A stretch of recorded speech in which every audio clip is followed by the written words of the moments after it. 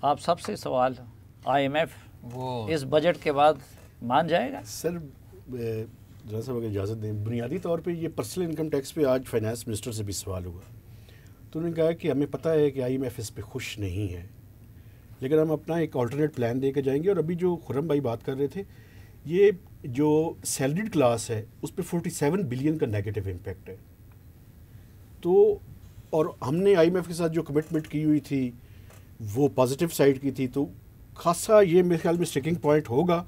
और इस पे अगर IMF और पाकिस्तान के दरमियान ये एक मेजर इशू बन गया तो मैं समझता हूँ ये बन सकता है, चूँकि ये स्ट्रक्चरल बेंचमार्क था। और IMF का स्ट्रक्चरल बेंचमार्क का मतलब ये होता है कि अगर आपने अमल नहीं किया तो आपको वेवर लेना पड़ेगा। तो उसके जवाब में वो उनको ये नहीं कह सकते कि जी ठीक है ये तो हमने कर दिया, लेकिन जो अक्सर सैलरीड क्लास है लेकिन थोड़ा सा टैक्स नेट को हमने वसी कर दिया है, उससे मुतमईन हो जाएगा IMF। साफी साहब, इन्होंने वो जो दो कश्तियों का सवार होता है ना, वो हमेशा डूब जाता है। तो ये जो बजट है ना, फ्रेंकली स्पीकिंग, ये दो कश्तियों में मिफ्ता साहब ने सवारी की कोशिश की है। देखिए, कुछ रेड आपकी लाइंस होती है ना, IMF के लिए जो रेड लाइन थी वो ये जो पर्सनल इनकम टैक्स है, जिसको आपके तनख्वाहदार तबके के ऊपर टैक्स के रेट्स को बढ़ाना, जो IMF का मुतालबा था, उन्होंने जो स्लैब्स दी थी पाकिस्तान को, वो मतलब मुख्तलिफ वक्त में मुख्तलिफ चेंज होते थे। 96 अरब रुपया से लेके 125 अरब रुपया तकरीबन वो कह रहे थे कि इजाफी सैलरीड क्लास से आप वसूल को, इस वक्त को 150 अरब रुपया सालाना जो तनख्वाहदार तबका है वो सैलरी देता है, तो वो कह रहे थे कि इसको आप ले जाओ तकरीबन 275 अरब रुपए के करीब ले जाओ। वो और भी निचोड़ना चाहते थे, वो बल्कि वो निचोड़, उनका अपना पॉइंट ऑफ व्यू है जो कि गलत है, क्योंकि पाकिस्तान की जो ग्राउंड रियलिटीज है उससे वो मैच नहीं करता। नहीं तो ये उसके जवाब में ये उनको नहीं कह सकते कि ठीक है हमने उस तबके को, इधर तो मसला यही है ना कि जो टैक्स नेट में आ गए हैं और उनको नचोड़ा जा रहा है और बहुत सारे लोग टैक्स नेट से बाहर थे। मुझे इजाज़त दे तो ये PIT एग्रीमेंट करके गई थी। हाँ, ये PIT का एग्रीमेंट करके गई थी कि हम पर्सनल इनकम टैक्स को प्रोग्रेसिव बनाएंगे और सैलरीड क्लास के ऊपर टैक्स लगाएंगे। ये छठे रिव्यू में स्ट्रक्चरल बेंचमार्क बनाया गया था। ये बल्कि एग्रीमेंट जो जब आपका 2019 में मुआहदा हुआ था ना जुलाई में, ये तब से उसका हिस्सा था, ये उसको सीरियस नहीं ले रहे थे। उसके बाद फिर जब फरवरी वाला एग्रीमेंट हुआ IMF के साथ, तो उसमें उन्होंने इसको एक स्ट्रक्चरल बेंचमार्क के तौर पर, एक बुनियादी शर्त के तौर पर प्रोग्राम में शामिल कर दिया। अच्छा, मैं ऑप्टिमिस्टिक हूँ। मुझे महसूस ये हो रहा है कि बजट आ गया और मेरे नज़दीक इस फेयर बजट और IMF से कुछ लेन देन का मज़ीद करना पड़ेगा। लेकिन अब FATF का मैं ये समझ रहा हूँ जो आने वाला है 15 या 16 जून को, मेरा ख्याल ये है कि 90 से 95% तक हमने काम कर दिया है।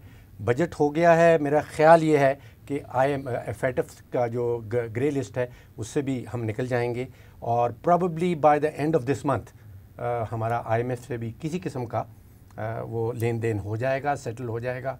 और उसके बाद फिर वो जो दोस्त ममालिक की नहीं तो IMF हो या वर्ल्ड बैंक हो या सारे खुल जाएंगे।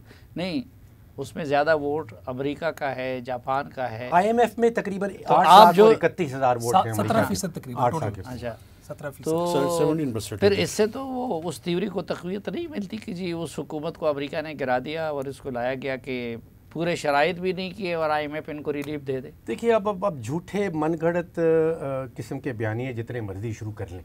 एक वो रूसी तेल के ऊपर एक बड़ा झूठा बयानिया खड़ा किया हुआ है, एक ये अमेरिका मुखालिफ बयानिया खड़ा किया हुआ है। इनकी ज़मीनी हकीकत तो कुछ नहीं है। लेकिन अब वो रूस के बाद तो हमाद अज़हर कहते हैं कि हमने ख़त लिख दिया था और कहते हैं कि इंडिया ले सकता था उनसे, तो हम क्यों ना ले सकते। देखिए, पहली बात तो यह है कि इंडिया ने टोटल अपना तकरीबन 3 से 4% तेल उनसे लिया है। अभी भी 97% नॉन रूसी है।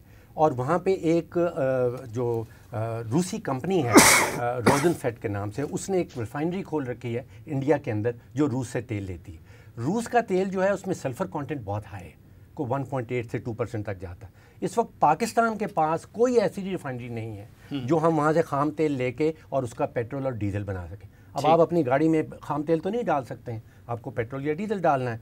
अच्छा, तारीख़ी तौर पे रूसी तेल हमेशा से सस्ता रहा है।